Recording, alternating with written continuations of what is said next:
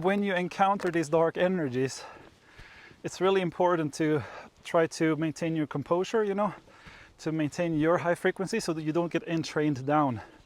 And it's the same with humans, by the way.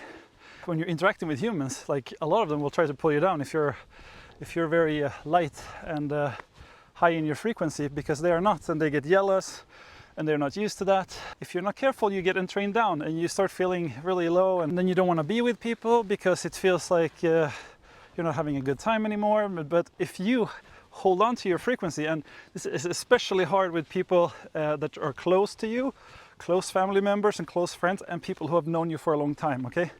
Because they know the old you and they will try to get you back into that.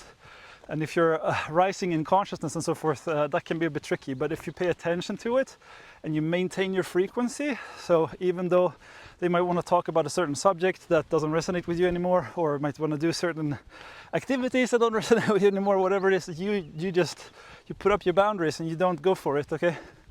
And each of us has to feel what that is, you know, and sometimes we can compromise more than other times and so forth. And with certain things, you know, it really depends on each individual.